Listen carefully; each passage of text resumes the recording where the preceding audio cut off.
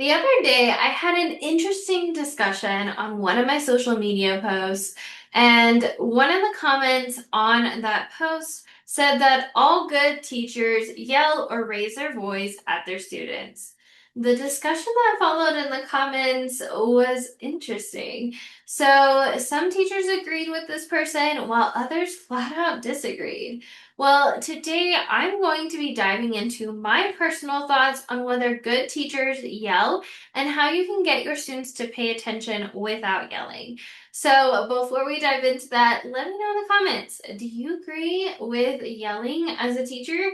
Let me know or send me a DM. I would love to chat.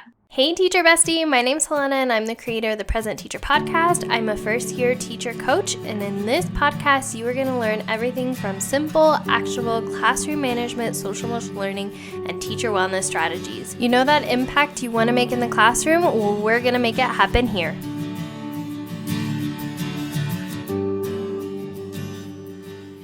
All right, so let's first talk about my story when it comes to raising your voice in the classroom. So, when I first started teaching, I was told that good teachers are strict and mean and don't smile until December. That first year, I yelled. I raised my voice at my students because that was what I was told good teachers do. I didn't feel great about it, and I hated how it made me feel. And I hate how it made my students feel. When I was growing up, I was that student who would immediately cry whenever someone raised their voice at me, so I was very sensitive, and I felt like I wasn't really honoring that part of me. And when I look back at my mentor teachers, a lot of them would raise their voice too. And so I really had this idea that in order to be a good teacher, you had to raise your voice and you had to yell. Well, the second year of teaching, I decided to find a different way. Throughout the years, I found ways to get students to follow directions without yelling.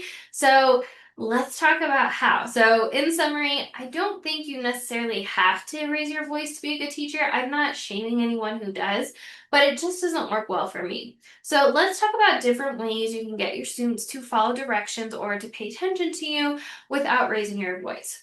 So, the first strategy is to set clear expectations. So, when I first taught, I thought I had a really hard class my first year of teaching. I was teaching kindergarten. I had done my mentorship in kindergarten, and the pre-K teachers even came up to me before summer started and said, "Hey, sorry about this group. We tried their best." So I just knew that, okay, this is going to be a challenging class. But as I look back now, I realize that was actually a really good class. And the reality is, I just didn't really have clear expectations. Not that I hate myself for that or have any sort of feelings about that. It's just I didn't know better. And when we know better, we do better. But I didn't have clear expectations back then. I thought I did. I thought I was doing everything right or everything that the other teachers had told me was right. But the reality was, I didn't have clear expectations. So let's talk about how to have clear expectations in class. So the first thing is to explicitly teach your classroom expectations like you would your content. There was this huge disconnect. I would tell my students to get in line, and they would push in their chair, run around the classroom, roll on the carpet, um, play with their friend's hair, talk really loudly as they would get in line, and I would get so frustrated that my students wouldn't get in line the right way, and I would have them do it again and then again and again and again, and I'd feel like I had to tell them a million times to get in line, level zero, yada yada yada. But the reality was, I was telling my students the expectations, and I wasn't actually teaching them the expectations. I'm going to say that again because it's really important. I was telling my students the expectations, I wasn't teaching them the expectations. As good teachers, we know that in order to teach someone something, you have to do more than just tell them. You have to model it. You can do the release model, which is I do, we do, you do. And I wasn't doing any of that when it came to my classroom management. So when I applied that to my expectations, everything changed. I explicitly teach my expectations of my classroom management like I would content. So this is what it kind of looks like. It looks like me modeling. I physically get up and model. All right, boys and girls, today I'm going to model. We're going to talk about what it should look like and sound like to get in line. I physically get up and I model what it should look like for a student to get up and get in line. And then we have a discussion. Hey, what did that look like and sound like? You're right, I had walking feet. You're right, blah, blah, blah, blah. I had my hands to myself. I was facing forward, bubble in my mouth. Now I'm going to model to you the wrong way to do it. So then I'm going to get up again and I'm going to run around the classroom. I'm going to push over a chair. I'm going to, talk to the person in front of me. I'm going to play with that person's hair. And then we're going to discuss, hey, what should this expectation not look like and sound like? And then we're going to discuss why it's important. I see so many people miss this step. I was a white kid growing up. I wanted to know why things worked, not to be mean, not to be that annoying kid with a million questions, but because I knew if I knew how things worked and why, I could then remember it and apply it to other things. So we discussed why it's important to do it the right way versus the wrong way. And then the you do part, we practice over and over until it becomes a habit. When I finally looked at my classroom management through the lens of teaching content and actually teaching instead of telling, everything changed for me. So having clear expectations in class and actually teaching the expectations in class versus telling is a huge thing that's going to help your students follow expectations in class versus having to constantly raise your voice to get them to listen to you. Again, I was that teacher. I am not shaming anyone. I was that teacher that would get so frustrated because I would tell my kids 10, 20 times in a row to get in line and they wouldn't. I get so frustrated. And now that I know better, we know better, we do better, that I wasn't modeling to them. I wasn't teaching them. I was just telling and expecting them to read my mind. So by modeling and having that, it made it a lot easier. If you kind of want like inspiration, you kind of want to see first off a huge list of all the expectations and classroom procedures I cover in my class, but also you want to see what this can visually look like. Make sure to check out my classroom procedure slides in my TPT store. Inside the description, I have a list of over 40 different expectations I cover in class, and you can actually look at the slides. I'm not saying you have to purchase them, but even if you just want inspiration on what this can look like, definitely go check those out for to spark some ideas and inspiration on how you can start incorporating this into your classroom. All right, second thing that'll help you from having to raise your voice in class to get your students to follow expectations is to have consistent consequences. Now, it's easy for a class to get out of hand when there's no consequences for not following directions. I'm going to call myself out on this one.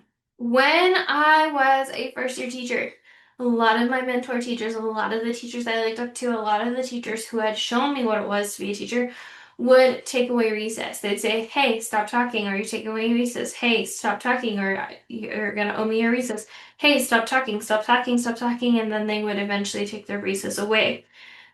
So I naturally would give my students 10, 20 warnings, or I did have teachers who would immediately take resources away. I didn't feel right by doing that, and so I'd give them a ton of warnings because I didn't want to feel like a bad teacher or a mean teacher. And then my students then learn subconsciously, hey, she's not serious. I can do it 4 or 5 times before she's actually serious, so I'm going to keep doing it. I like to think of consequences and boundaries in the classroom as like a fence. Kids naturally love to know where the boundaries are. So if you go play outside and you say, hey, you play inside the fence, they're not so worried about where the boundary is, most of them. Whereas if you throw them into a field and say, go play, they're going to keep testing where your boundaries are or where the end of the line that they're available or able to play in. Same thing with your consequences. So it's also easy to lose power and get into power struggles in the classroom when you don't have consistent consequences and you're constantly giving out warnings but no follow through. So, how do you give consistent consequences without being the mean teacher raising your voice? Well, come up with how you're going to respond each time someone doesn't follow expectations. So, I'm going to give you an example, a walkthrough of how I personally respond to disruptive behavior in the classroom and what I do each time. I don't do 10 warnings at step one, 10 warnings at step two, 10 warnings at step three. It's one, two, three, four, five, done. Okay, so here's just an example of what this could look like. The first time, let's say students the disruptive behavior are two students are talking to each other while I'm teaching. First thing I'm going to do is I'm going to teach while I'm walking around the room, and I'm just naturally going to stand closer to these students, not to be in an intimidating in their bubble way, but just in a, hey, just a reminder, this is the expectations. I'm talking, we should probably, but you're not saying that. You're just using your body language to naturally remind them on what they're supposed to be doing right now. Let's say they continue to talk with their partner or the person next to them. I'm going to shout out three students who are following the expectation and what they are doing specifically that I like. So if I'm teaching a math lesson, I love how student X has their feet flat on the floor and their hands at their desk. I love how student B has their eyes on me and their listening ears and they're tracking the speaker, so I know they're actively listening to me. I love how student 3, obviously insert their name here, has their voice at a level 0, so I know that they're thinking about what I have to say. So I'm pointing out three students who are following specifically the expectations, what that original student isn't, or two students aren't doing right now. So I'm giving them opportunities. Hey, here are the three, because whatever you focus on, you create more of. So if you're like, this person's doing what you're supposed to be doing, this person's doing what you're supposed to be doing, this person's what you're supposed to be doing.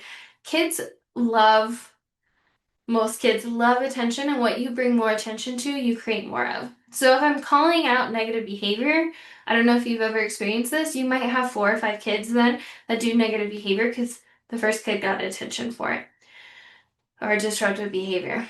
If I then start pointing out all the positive, what's going to happen? More kids are going to sit up straight and follow the expectations in class because they've learned that you get praise or positive reinforcement for the expected behavior, right? So that's the second thing. The third thing is, okay, I finished my lesson and these two were talking the entire time. I release my students to do a practice problem or something, and I'm like, could I please have student X, student Y come meet me outside for a conversation? Or I'll just pull them one at a time. Can I please have student X for a sideline conversation? That's step 3. So we have a sideline conversation. Here's what I'm noticing. Here are the expectations in class. What's going on? Why aren't you following the expectations? What can we do next time? If you continue, here's the next step. Simple. Fourth time, again, I'm not giving 20 warnings between all these. These are my step by step by step. Fourth time, I'm gonna have them practice the expectation. Let's say we go and we're doing the practice and they're still fooling around. Later that day, I'm gonna say, hey, since you had a hard time, following the expectations during independent work, while the class is doing X, you're gonna be practicing the expectation by practicing what it should look like in sunlight to do your work or sit quietly while someone's talking or teaching or etc. We're going to practice the expectation. Fifth time is family contact or behavior plan. At that point, then we need to create a team and a plan to keep that student on track and to get them to follow the expectations in class. So that's just an example, but notice how I don't have 20 or 30 consequences, warnings in between. It is step 1, step 2, step 3, step 4, step 5, done. I'm not giving them 10, 20 warnings. And I picked things strategically that I feel aligned with. I don't feel guilty about pulling my kids for a sideline conversation. I don't feel guilty about pointing out 3 students who are doing what they're supposed to. Making sure that your steps are aligned with you, making sure you pick consequences that are aligned with you is really important here. The next strategy you can use instead of raising your voice to get your students to follow expectations is to have an intentional voice level. So, a great example of this is my first year of teaching. I had a teacher's assistant who would yell at the kids in the classroom. She would raise her voice whenever they weren't following expectations. Here's what I noticed. The more she yelled, the louder the class got. The more she yelled, the louder the class got. The more she yelled, the louder the class got, until eventually everybody was teaching over me. I naturally seemed to have more of a soft-spoken voice. So then I ended up, having a conversation, and I started lowering the voice and the expectations in class and having a reset. Another example of this is a couple years ago, I was in one of my friend's classrooms while she was doing Valentine's Day, and her class started getting loud. They're super excited for the Valentine's Day party. So she was helping get her classroom running to the different stages of Valentine's Day. If you are a primary teacher, you understand the chaos. And I was distracting the students and keeping them engaged and calm while she was doing that. So I started whispering. I brought my voice level down, and her kids were up here. But after I started whispering, and bringing my energy down here, the kids were leaning in and the class met me where I was. They weren't up here talking over me, they were down here because they wanted to hear what I had to say. And so being intentional with your voice can be really important because if the students are super loud and you have a really good rapport with them in the relationships, you can get quiet. And your students will meet you there if you have that respect built in those relationships built. Whisper days were amazing for me. So I'm outing myself, and I do have, which is crazy to say, prior students watching this, so they're gonna learn my secret.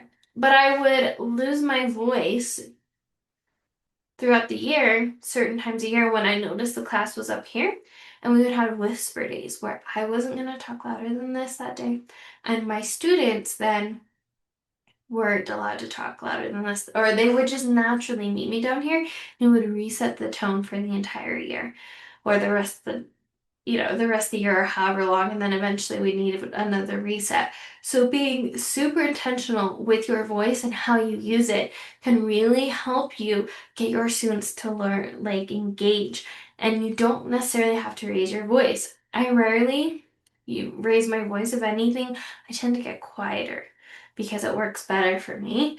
I will raise my voice when needed, but more than often than not, I lower and I whisper. So that wraps up everything in regards to whether or not good teachers have to yell. So overall, in my opinion, you don't have to yell to be a good teacher. Not saying it's wrong if you do, it's just not aligned with me. And I don't feel like that's the only way you have to teach. I talked about my story when it came to yelling and how I tried it and it just didn't really work for me. And then we talked about clear expectations, different strategies you can use to get your students to follow and listen to you without yelling. We talked about clear expectations, modeling, and teaching those expectations instead of just telling. We talked about consistent consequences, not giving your students 20, 30 warnings before you follow through, but picking things that are aligned with who you are as a teacher, your classroom management style. Make sure to check out more content from my channel wherever you're tuning in from on that, especially in the next couple weeks. We're talking a lot about classroom management styles, but picking consequences that are aligned with your classroom management style and leaning into that and doing one after another instead of 20 or 30 mornings. The next thing is to have an intentional voice level. Feel free to play around. If your kids are loud, bring your voice level down and see if that helps. So, that wraps up everything in regards to that topic or classroom management or this week's content.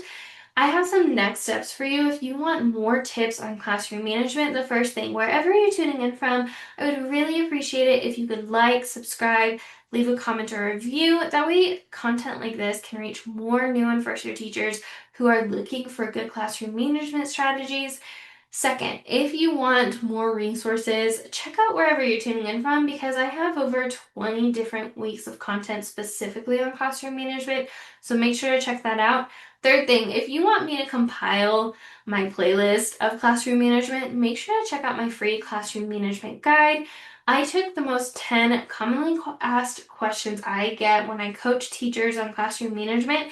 I answered them in a YouTube and a podcast video YouTube video and a podcast episode. And I answered each one in the guide and then I linked to them. So you're not having to sift through my 3 years of content now.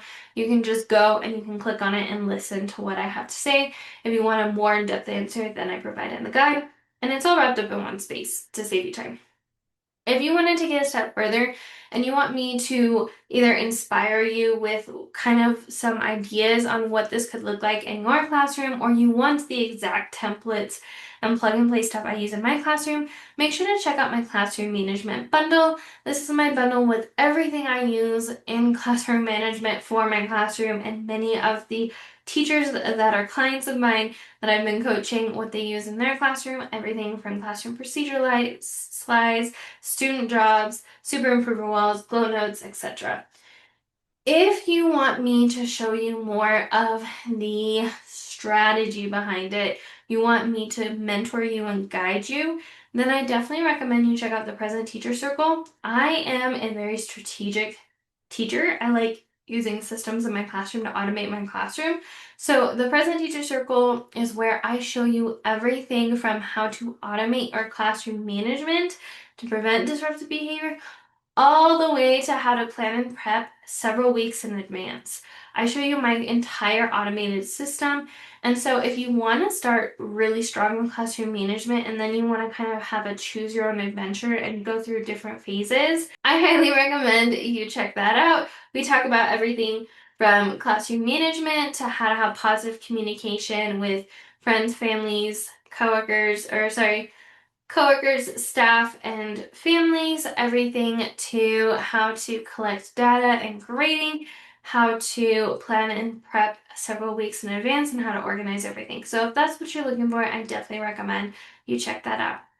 All right, that wraps it all up. As always, thank you so much for joining me. As always, remember we are stronger together, and I'll see you in the next one, Teacher Bestie. Bye. Thank you so much for joining me on today's episode. I hope that you were able to take away some value that will help you thrive inside and out of the classroom. It would mean the world to me if you could take 5 seconds right now and leave a review on this podcast. And if you found this podcast especially helpful, make sure to take a screenshot of this episode right now and tag me on your socials to let me know you're listening. As always, remember that we are stronger together with all the love in the world. Helena, aka the President Teacher. See you next time, Teacher Bestie.